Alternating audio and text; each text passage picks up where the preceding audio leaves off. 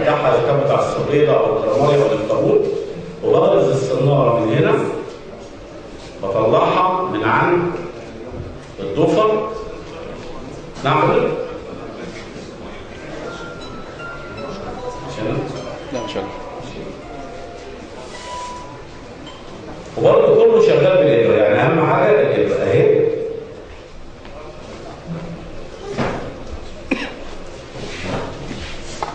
فين الابره؟ الابره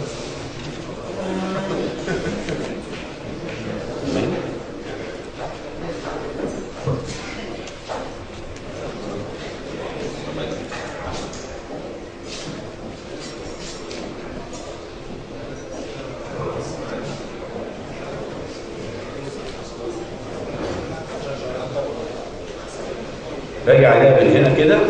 الشعر اللي بيبقى من الناحيه دي انا باخد العكس، يعني انا باخد الابره من هنا على اساس ان لما بطلع بالابره اجيب الفتله الثانيه من الناحيه الثانيه. يعني تبقى لو انا مثلا الشعر اهو انا معدي من الناحيه دي، الشعر الصبعي اهو باين، باخد الطرف من الناحيه الثانيه عشان ابقى مكتف الشعر بالايه؟ بالخيط من ناحيتين. تمام؟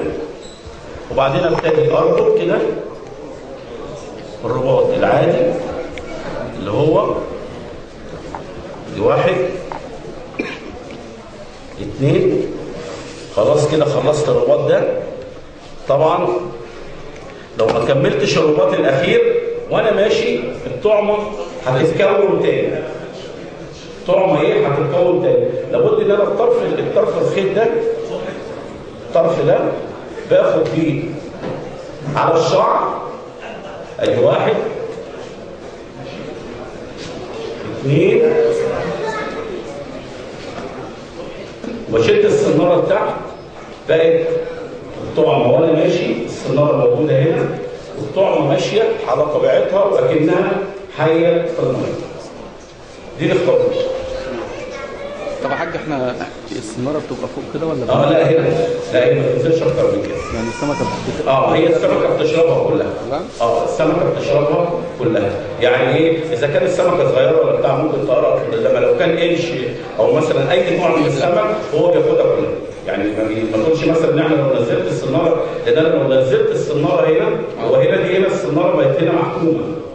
السناره هنا في الحته دي محكومه. طب انا لو خدت السناره ونزلتها تحت خالص كده هتبقى السناره مثلا لو نزلتها كده اهو هتصبح السناره بقت ايه؟ بقت حره. وانا ماشي مش هتبقى السناره مسدوده. لابد ان السناره تبقى بالحاشا زي ما قلنا في ايه؟ في الجزء اللي هو الداخلي بتاع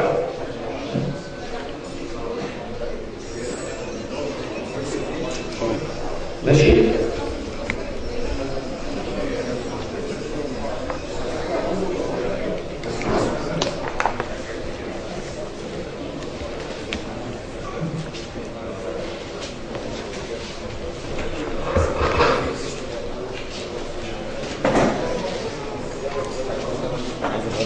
فاضل بقى عندنا ايه؟ الصبيط. والصبيط مشكله طبعا ان هو ايه؟ عشان الحباره بتاعته انا بجيب السيخ وبعديه بالعكس. تمام؟ طلع السيخ من هنا ماشي؟ واخد الشعر واسحبه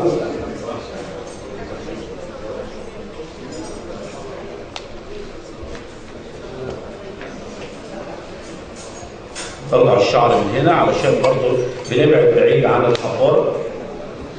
بربط السناره بتاعتي عالي خالص.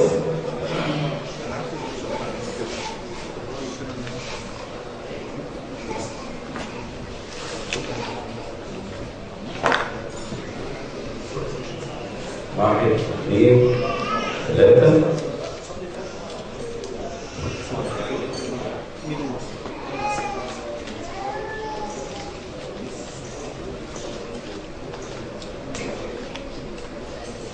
انا كده عديت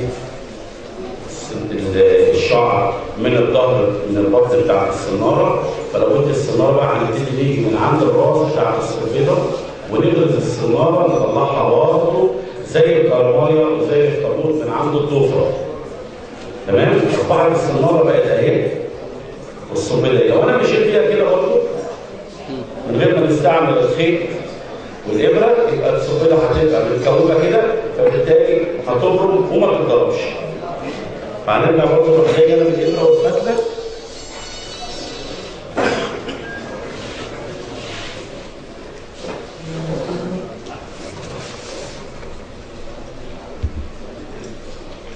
ونعدي الابره زي ما اتفقنا برضو ان احنا بناخد من ناحيه اليمين او من ناحيه الشمال وناخد العكس في الرباط. هنربط الصبيط اهو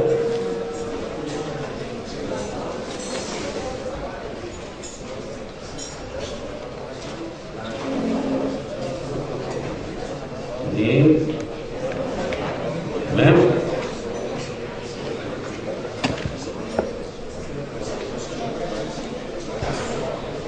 هنربط الشعر برضو، الفتله بنربطها على الشعر لفات كده اهي، 1 2، يبقى متاكد قوي ان الصبيطه حتى لو طلعت معايا كده متكونه شويه، فبمسك الخيط من فوق العقده اللي بمسكها واشد السناره لتحت عشان اضمن ان الطعمه تبقى ماشيه مفروده. طبعا لو كان صبيط مثلا ميت شويه ورميته كده زي ما هو بحاله، هتبتدي الصبيطه الجلد بتاعها هتورم برضه وتعمل ميه. فبروح جايب انا مثلا كان معايا اي حته خيط اي حته خرق، انا بسلخ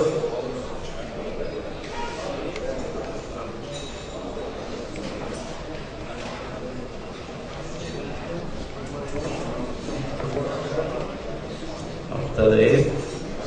ابتدى الخيط بسلخ انا الجلد بتاعها من هنا ومن عند البطن، تمام، عشان الصبيطه ما يبقاش فيها جلد فبالتالي ما تعملش ميه. دي يعني طبعا اخويا الدكتور عصام شرح عمليه الطعم الحي باستفاضه، وشرحه بطريقه يعني خبره كبيره جدا في الطعم الحي، لان هو اكتر واحد من هواة الطعم الحي وما يحبش الطعم الصناعي على قد كده. فده بالنسبه للنهارده، وان شاء الله في اي يوم تاني ان شاء الله لو في حد عايز يسال اي حاجه او اي تساؤل ان شاء الله هنفتح امر.